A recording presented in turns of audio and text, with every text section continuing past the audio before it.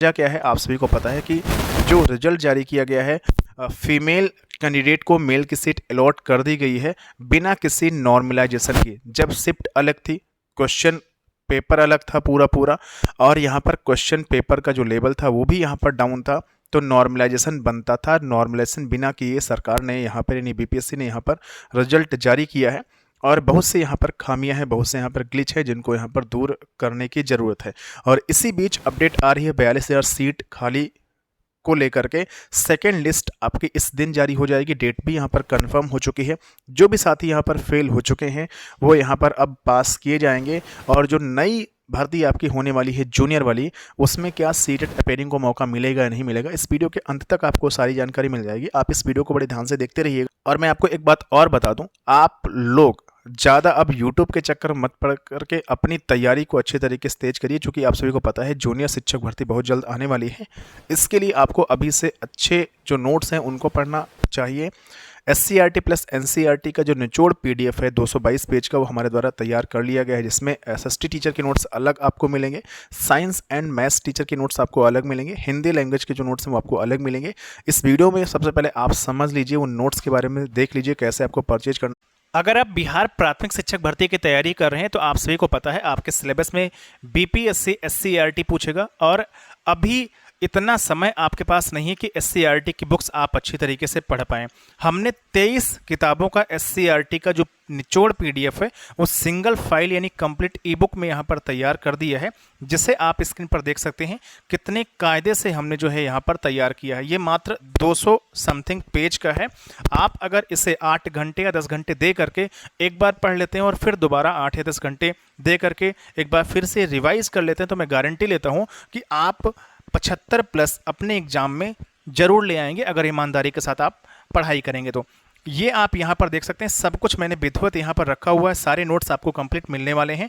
तो ये नोट्स कैसे ले सकते हैं, इस वीडियो के डिस्क्रिप्शन बॉक्स को चेक करिएगा, जहाँ पर लिंक दिया गया है, साथ साथ कमेंट बॉक्स को चेक करिएगा, वहाँ पर ऑनलाइन बाई करने का लिंक दिया गया है। आप ऑनलाइन खरीद सकते हैं, तुरंत PDF आपको वहाँ पर लिंक के द्वारा मिल जाएगी, जैसे आप ऑनलाइन खरीदेंगे।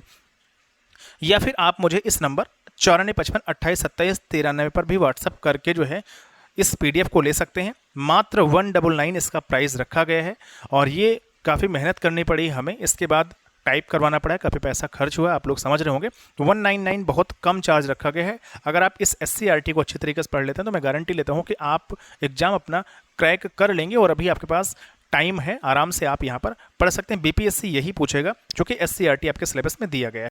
अगर हम इस भर्ती में बात करें सबसे पहले, तो आप सभी को बता दूं करीब 66,800 जो नियोजित शिक्षक हैं उन्होंने फार्म भरा हुआ था, और इसमें करीब 42,000 जो नियोजित शिक्षक हैं वो यहाँ पर पास हुई हैं। जो TGT PGT और PRT का पूरा डेटा मिला करके 42,000 यहाँ पर होता है।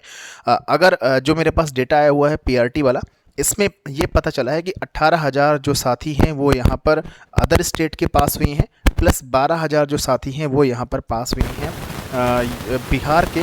तो 18-12 आपका 30 होता है, और करीब 40,000 के समथिंग जो साथी हैं वो यहाँ पर पास हुए हैं नियोजित शिक्षक, और 2,000 से 3,000 नियोजित शिक्षक ऐसे हैं जो TGT और PGT की सीट को यहाँ पर अडॉप्ट किए हैं, मतलब TGT और PGT की तरफ सिलेक्शन लिए हैं। अब देखिए, लगातार जो अभ्यर्थी हैं मांग कर रहे हैं कि जो नियोजित शिक्षक हैं जो पास हो चुके हैं उनको तो राज्यकर्मी का दर्जा दिया ही जाएगा, लेकिन जो फ्रेश कैंडिडेट की सीट है उसे नियोजित शिक्षक को अलॉट यहाँ पर नहीं की जाए। जब नोटिफिकेशन आया था उसमें यह था कि नियोजित शिक्षक भी इस फार्म को यहाँ पर भर सकते हैं, और अगर वो पास कर लेते हैं तो यहाँ पर राज्यकर्मी का दर्जा उनको दे दिया जाएगा। तो नियोजित शिक्षक यहाँ पर 42,000 संख्या में पास हुई हैं। अगर PRT का डेटा हम माने तो 35,000 प्लस ऐसे अभ्यर्थी होंगे नियोजित शिक्षक जो कि यहाँ पर पास हुई हैं। और एक आदेश आया हुआ है जो कि मैंने टेलीग्राम पर भेजा हुआ, उसमें कहा गया है जो नियोजित शिक्षक हैं वो यहाँ पर उसी स्कूल में बने रहेंगे, उसी पद पर बने रहेंगे, उसी सीट पर बने रहेंगे, मतलब उनको कहीं नहीं जाना होगा, उसी स्कूल में आपको जो है राज्यकर्मी का दर्जा यहाँ पर दे दिया जाएगा। तो मांग ये हो रही है कि जो ये 42,000 नियोजित शिक्षक पास हुए हैं इनको जो है फ्रेश कैंडिडेट की जो सीट है वो अलॉट ना की जाए, और इस के आधार पर जो सेकंड लिस्ट है उसे यहाँ पर जारी किया जाए। और सेकंड लिस्ट आपके 15 नवंबर के आसपास यहाँ पर जारी हो सकती है, ऐसी जानकारी यहाँ पर आ चुकी है। और अगर ये नियोजित शिक्षक यहाँ पर जो है इस लिस्ट से बाहर कर दिए जाएं और इसकी जगह फ्रेश कैंडिडेट को अगर यहाँ पर अलाउ किया जाए तो आप मान सकते हैं जनरल की कट ऑफ कम से कम 3 से 4 नंबर यहाँ पर अभी कम हो सकती है। और इसके अलावा सीटेट जो फेल्स आती हैं उनको अगर यहाँ पर बाहर कर दिया जाए तो 3 से 5 नंबर की कट ऑफ यहाँ पर डाउन हो सकती है जनरल कैटेगरी की। और जो 3 नंबर से लेकर के 5 नंबर के बीच हैं जो चूक गए हैं उनका भी यहाँ पर सिलेक्शन हो जाए। अब देखिए सरकार ऐसा कर क्यों नहीं, ऐसा इसलिए कर रही है क्योंकि आप सभी को पता है नियोजित शिक्षक और जो अभी जो राज्यकर्मी का दर्जा दे करके जो शिक्षक बन रहे हैं उनमें सैलरी का अंतर मात्र 5 या 7 हज़ार रुपये का है। तो सरकार ये चाहती है कि अगर यही शिक्षक फिर से जो है राज्यकर्मी का दर्जा इनको मिल जाता है बीपीएससी के द्वारा तो हमें सिर्फ 7 हज़ार रुपये बढ़ा करके इनकी सैलरी देनी पड़ेगी। बाकी तो इनकी सैलरी हम दे ही रहे थे, हमारे ऊपर ज़्यादा भार नहीं पड़ेगा।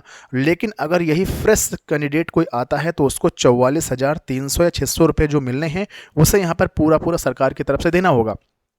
तो सरकार भी इसमें होशियारी कर रही, इसी वजह से ये फ्रेश सीटें यहाँ पर नहीं भरी जा रही। जब नियमावली अलग कर दी गई है तो नियोजित शिक्षक को उस नियमावली के अंतर्गत यहाँ पर राज्यकर्मी का दर्जा दिया जाना चाहिए और उनको भी आश्वासन दे करके उनको भी ऑफिशियल जो है लेटर उनके लिए जारी करते हुए ये कहना चाहिए कि जो भी नियोजित शिक्षक पास हुए हैं उनकी डीबी नहीं होगी और उनको अलग से राज्यकर्मी का दर्जा दिया जाएगा। 42,000 जो नियोजित शिक्षक हैं उनकी सीट पर जो फ्रेश कैंडिडेट हैं उनकी यहाँ पर ज्वाइनिंग की जाएगी। तो इस तरीके से अगर यहाँ पर रिजल्ट बनता है तो फिर यहाँ पर कट ऑफ डाउन यहाँ पर हो सकती है और जो भी साथी फेल हैं वो यहाँ पर पास हो सकते हैं। कुल मिलाकर के ऐसा अगर नहीं होता है, मान लीजिए नियोजित शिक्षक की जगह पर फ्रेश जो कैंडिडेट हैं अगर नहीं आते हैं, ये सब सरकार की गलतियां रहेंगी।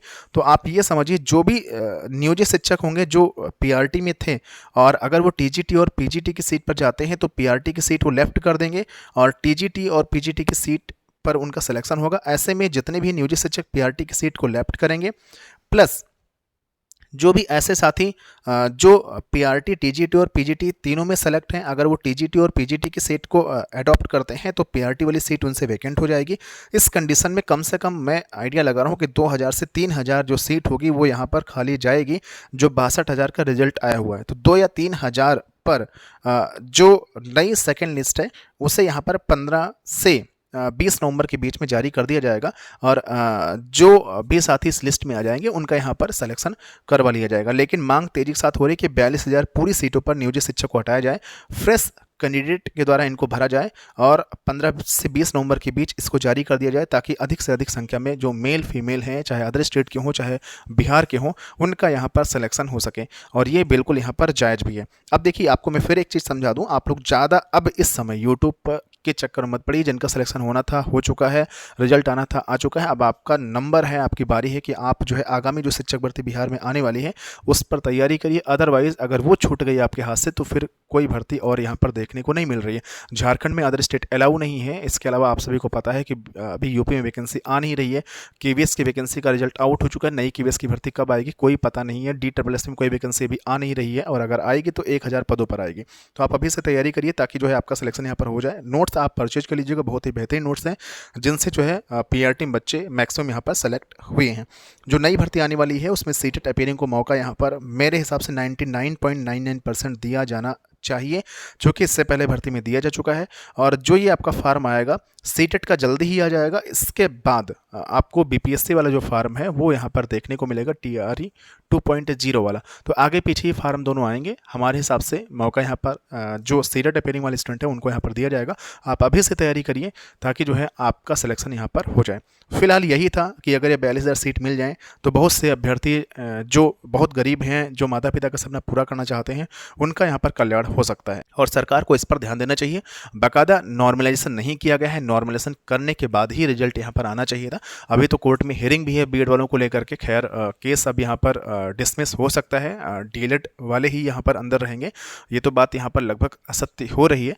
दूसरी बात, नॉर्मलाइजेशन को लेकर के बहुत से अभ्यर्थी जो है कोर्ट का दरवाजा खटखटाना चाहते हैं तो आप जा सकते हैं। बाकी हमने जो सुबह वाला वीडियो अपलोड किया उसमें भी कुछ खामियां हैं, आप देख लीजिएगा उस वीडियो को। रिजल्ट में जो खामियां थी उनके बारे में मैंने डिस्कस किया हुआ है। आप लोग अगर कोई कोर्ट जाते हैं तो उन पॉइंट्स को भी आप बता सकते हैं।